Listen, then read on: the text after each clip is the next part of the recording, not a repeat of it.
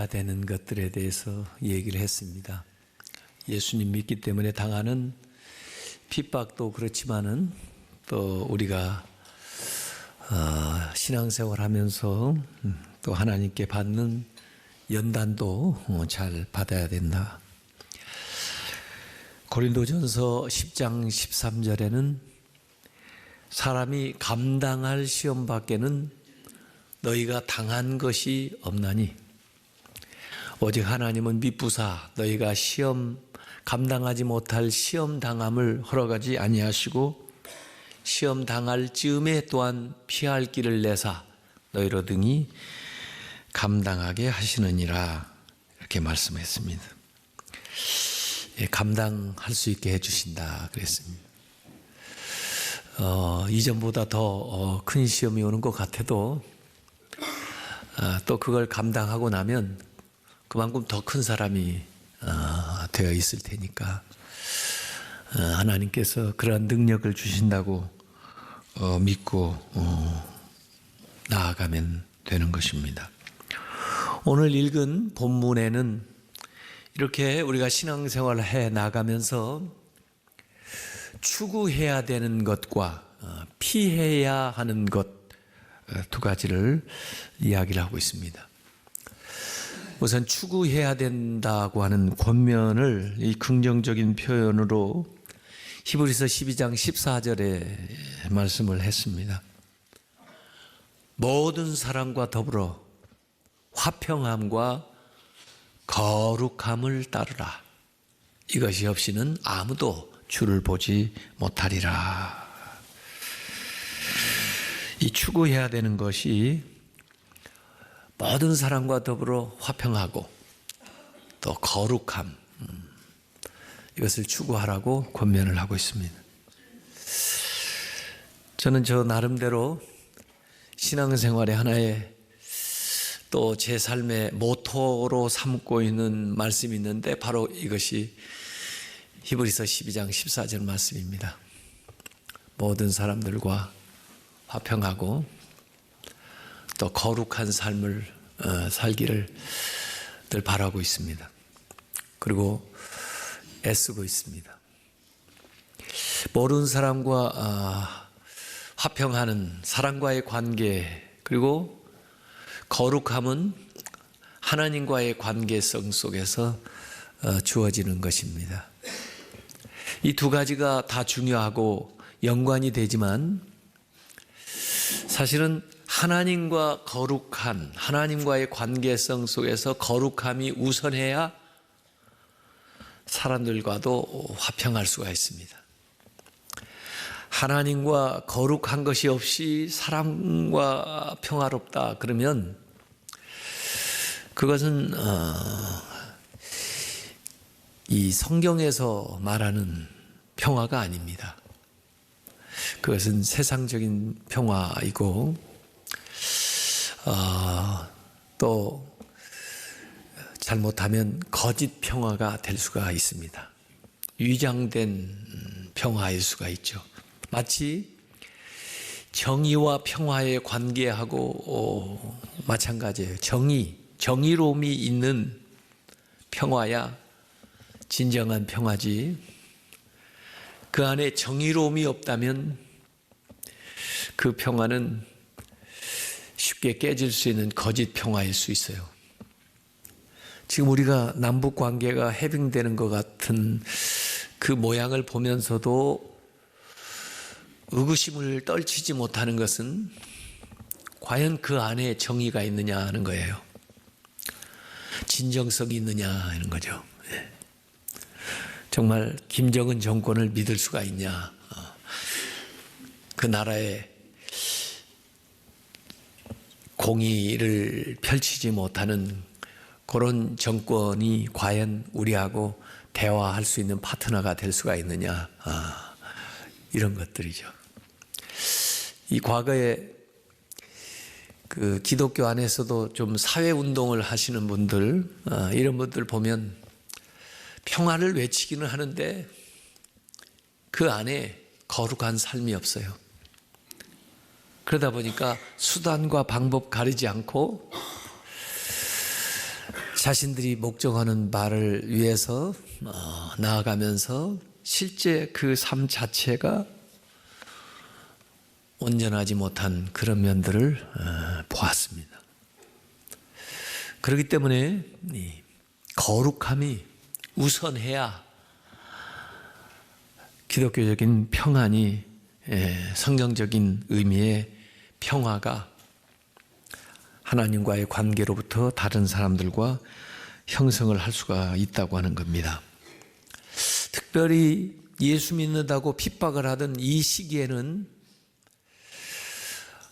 아마 세상살이를 그래도 편안하게 평화롭게 하기 위해서 그 하나님에 대한 믿음과 충성을 저버리는 경우도 발생할 수 있기 때문에 사실 둘 다 중요하지만은 둘 중에 하나를 선택하라고 하면은 하나님 앞에 거룩함을 선택하는 것이 성도들의 본분입니다. 그렇기 때문에 이 세상에서 핍박도 받았고 순교도 당했던 거죠. 존 브라운이라고 하는 사람은 이런 말을 했습니다. 온 세상 사람들을 우리의 친구로 만들기 위하여 하나님을 원수로 삼는 것보다 하나님을 친구로 모시기 위해 온 세상을 우리의 원수로 만드는 편이 더 낫다. 이것이 제가 지금 얘기하고 있는 것의 의미다라고 저는 생각을 합니다. 그래서 우리 크리스찬들은 세상에서 평화를 만들고 평화를 추구하는데도 애를 써야 되지만 그 이상으로 하나님 앞에 거룩한 삶을 살기 위해서 더 몸부림을 쳐야 된다 하는 얘기입니다. 고린도후서 7장 1절에 보면 그런즉 사랑하는 자들아 이 약속을 가진 우리는 하나님을 두려워하는 가운데서 거룩함을 온전히 이루어 육과 영의 온갖 더러운 것에서 자신을 깨끗하게 하자 그랬습니다. 우리를 거룩하게 하시는 분 앞에서 우리 자신도 거룩함을 입도록 힘써야 되는 것, 그것이 성도들의 마땅한 본분입니다. 그래서 야고보서 3장 11절에 오직 위로부터 난 지혜는, 하나님이 주시는 지혜는 첫째는 성결하고 그 다음에는 화평하고 관용하고 양순하며 긍휼과 선한 열매가 가득하고 편견과 거짓이 없다 이렇게 얘기했습니다. 시편 17편 15절에 나는 의로운 중에 주의 얼굴을 배우리니 깰 때 주의 형상으로 만족하리이다 이렇게 했습니다. 그래서 긍정적인 권면을 우리에게 주고 있습니다. 다음으로 조심해야 될 것 세 가지, 피해야 될 것을 우리에게 얘기하는데 이걸 통해서 자기를 한번 점검을 해봐야 돼요. 이게 자기 점검 리스트예요. 15절 16절에 나옵니다. 너희는 하나님의 은혜에 이르지 못하는 자가 없도록 하고, 첫 번째. 두 번째, 또 쓴뿌리가 나서 괴롭게 하여 많은 사람이 이로 말미암아 더럽게 되지 않게 하며, 세 번째, 음행하는 자와 혹 한 그릇 음식을 위하여 장자의 명분을 판 예서와 같이 망령되던 자가 없도록 살피라 이렇게 나옵니다. 그래서 아무도 뭐뭐 하지 않도록 메티스, 그리고 살피라는 원래 주의하여라 그런 뜻인데 에피스코 푼테스 이렇게 해놓은 메티스 에피스코 푼테스, 아무도 뭐뭐 하지 않도록 주의하라. 그래서 세 가지가 나왔는데 은혜에 이르지 못하는 자가 생기지 않도록, 이걸 다시 번역한 또 다른 성경에 보면 은혜에서 떨어지는 자가 생기지 않도록, 사실 우리가 은혜를 받았잖아요. 율법에서 은혜로, 또 자신의 공로에서 하나님이 주시는 은혜로 구원을 받았잖아요. 그런데 그 은혜를 잘 유지시켜 나갈 뿐만 아니라 더 풍성하게 우리 안에서 그 은혜가 나타나게 해야 되는데, 그 은혜에서 떨어지지 않도록 서로 돌보고 권면을 해줘야 된다는 겁니다. 그 은혜 생활 잘하게 성도들이 붙들어 줘야 되는 거예요. 그래서 혹시 누가 거기에서 실족하거나 뒤지지 않도록 그렇게 격려를 하시고, 그래서 우리 교사들도 수고를 하지만은, 구역장님들도 수고를 하지만은, 우리 새가족 그 위원들도 양육, 또 1:1 양육자들도 전부 지금 수고를 하고 있는데요. 은혜에서 떨어지지 않게 하기 위해서 스크럼을 짜가지고 그들 자꾸 격려를 해주는 거죠. 은혜에 이르지 못하는 경우가 발생하면, 은혜에서 떨어지는 경우가 발생하면 바로 이어서 나오는 게 그 쓴뿌리가 싹을 틔워가지고 엉겅퀴나 가시나 이 잡초들을 만들어내게 돼요. 농사를 지신 분들, 또는 최소한 화단을 갖고 보신 분들은 알 거예요. 씨를 뿌리지도 않았는데 조금만 가꿔주지 않으면 어디에서 있었던지 그 잡초가 무성하게 올라오는 거예요. 보이지 않는 곳에 어떤 쓴뿌리가 있었다는 거죠. 내재되어 있다가 그것이 기회를 봐가지고 쫙 올라옵니다. 우리 인간에 있는 이 죄성이 남아가지고 우리가 계속 은혜 생활하지 않으면, 하나님의 은혜로 충만하지 않으면은 그뿐이 아니라 결과적으로 쓴뿌리가 나서 자기를 괴롭게 할 뿐만 아니라, 다른 사람을 괴롭게 할 뿐만 아니라, 그 다음에 자신을, 주변을 더럽힌다는 거예요. 더럽힌다. 오염시킨다는 거죠. 그래서 원인은 은혜에서 이탈하게 되니까, 그리고 과정은 쓴뿌리가 나서 계속 괴롭게 하고 더럽게 하는 겁니다.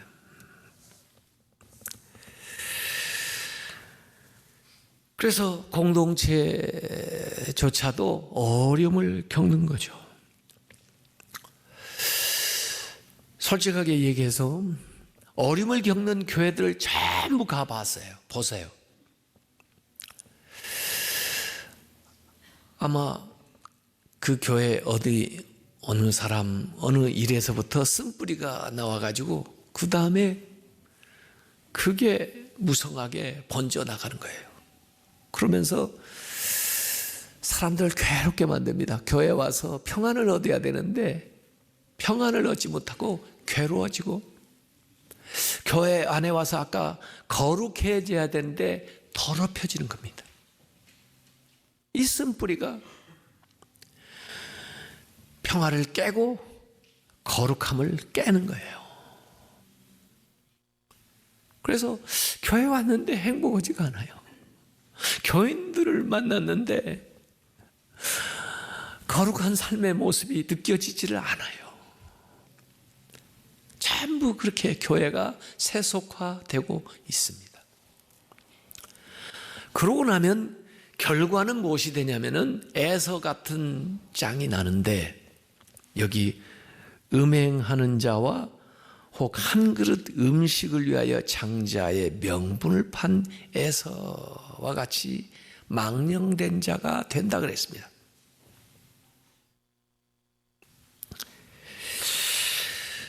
여기 이제 성경 히브리서를 잘 연구해 보면요, 참 저는 이 신기한 것을 많이 발견하게 돼요.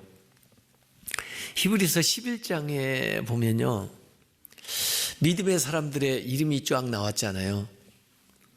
근데 사실은 그렇게 명예롭지 못한 히브리서 11장에 들어갈 수 없는 사람의 이름 두 사람이 나와요. 히브리서 11장에. 그 중에 한 사람이 가인이고 그 중에 한 사람이 여기 에서입니다. 근데 사실은 가인이 왜 나왔느냐? 아벨과 가인 할 때 아벨을 얘기해 주기 위해서 가인을 얘기한 것이고, 에서가 왜 나왔느냐? 야곱을 얘기해 주기 위해서 야곱과 에서 이렇게 나왔던 거예요. 그래서 사실은 순서로 말하면 가인과 아벨 이렇게 돼야 원래 이 순서죠. 가인이 먼저 태어난 장자니까. 순서로 말하면 에서와 야곱 그렇게 얘기해야 맞죠. 에서가 조금이라도 일찍 나온 형이니까. 그런데 성경은 그걸 바꿔놨거든요. 자연적인 순서가 아니고 이 믿음의 은혜의 기록이니까. 그런데 히브리서 11장에는 그 가인에 대한 이야기를 하고 있어요. 왜? 가인은 반면교사 역할을 하는 거예요. 아벨의 믿음을 우리가 따라야 되고 가인처럼 하지 마라. 그래가지고 가인에 대한 설명을 히브리서 11장에 담고 있는데, 히브리서 11장에 야곱 얘기는 설명을 해도 에서 설명은 안 했어요. 그냥 이름만 언급하고 지나갔는데 왜 이렇게 그냥 지나갔나 했더니 아껴놨다가 여기서 에서 얘기를 하는 겁니다. 12장에 에서에 대한 설명을 해요. 왜? 에서가 장자였음에도 불구하고, 장자의 명분을 가지고 있었음에도 불구하고 하나님이 빼앗은 것도 아닌데 자기 스스로 그것을 잃어버리거나 박차버렸느냐 하는 이야기가 여기 나옵니다. 음행, 육체의 일이에요. 그리고 사실은 이 음행은 앞에 쓴뿌리라는 언급하고 연관시키면 원래 이 쓴뿌리라는 게 우상 숭배하는 것들이거든요. 예. 그리고 떡과 팥죽이라고 그랬는데 이 물질적인 거죠. 예. 먹는 거. 예. 이 육체적이고 물질적인 그 욕심 때문에 그 영적인 장자의 명분을 팔아버렸단 말이에요. 그렇게 될까봐 주의하라는 거예요. 이미 장자의 명분을 얻고 있는 우리에게 하는 얘기죠. 하나님의 자녀된 특권을 얻고 있는 우리에게 그 특권을 가지고 육체의 소욕 때문에, 물질 때문에 그 영적인 복을 저버리는 일이 없도록 해라 라고 여기 주의사항을 당부하는 겁니다. 근데 지금 한국교회는 물질주의에 빠져서 신앙을 저버리고 또 이 세속주의에 빠져가지고 세상의 풍조를 따라 살면서 정욕적으로 살면서 하나님이 주신 은혜를 저버리는 경우가 많이 보입니다. 창세기 25장 32절에 에서가 야곱에게 하는 말입니다. 내가 죽게 되었으니 이 장자의 명분이 내게 무엇이 유익하리요? 이러면서 장자의 명분을 저버리는데 왜 죽게 되었어요? 배고파 죽게 되었다는 겁니다. 나 배고파 죽겠는데 이 장자의 명분이 무슨 소용이 있어? 그래 너나 가져라. 그래가지고 한 끼 식사하고 맞바꾼 거예요. 그것도 참지 못하면요 어떡하겠어요?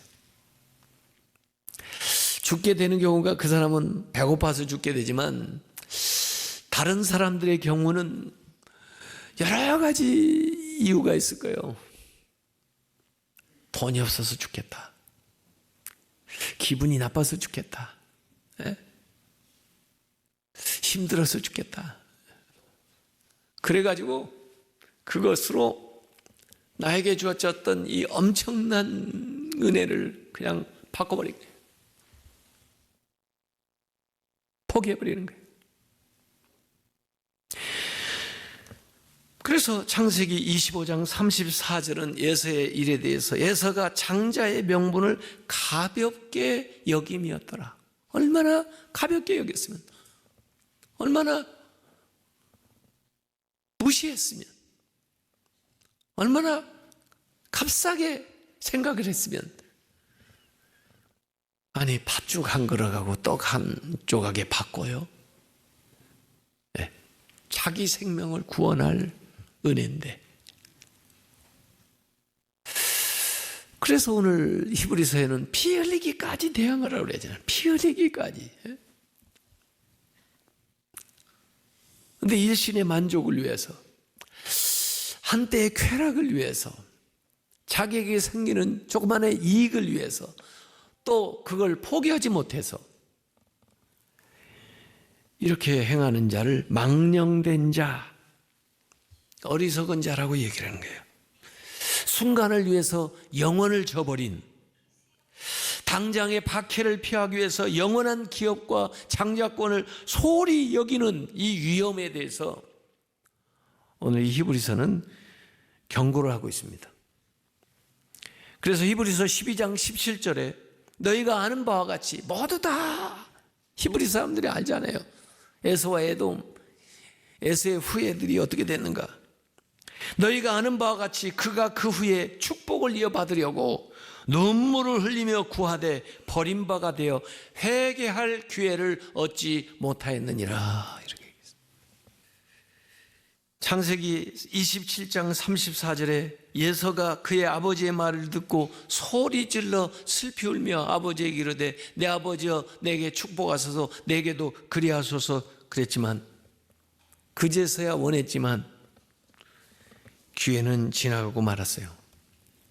부자와 나사로의 비유에도 보면 부자가 지옥에 때려서 그때 때늦은 후회를 하지만은 회개할 기회를 얻지를 못했어요. 그때 흘리는 눈물은요, 자기 연민의 눈물입니다. 지옥에 있는 자들이 전부 그런 애통과 신음과 눈물 가운데 아마 살게 될 거예요. 그래서 이사야서 55장 6절에 너희는 여호와를 만날 만한 때에 찾으라, 가까이 계실 때에 그를 부르라 그랬습니다. 회개할 수 있을 때, 상황을 바꿀 수 있을 때, 아직도 나에게 기회를 주셨을 때, 그때 회개해야 된다는 거죠. 그때가 지나면 이제는 더 이상 은혜를 받을 수 없는 때가 온다는 거죠. 지금이 은혜의 시간이에요. 이 은혜의 시간이 지나면 다시는 돌아올 수가 없다. 이것을 에서의 예를 통해 가지고 지금 설명을 해주고 있는 겁니다. 그래서 오늘 추구해야 되는 것과 피해야 되는 것을 얘기를 했어요. 뭘 추구해야 됩니까? 화평함과 거룩함을 추구해야 된다는 거예요.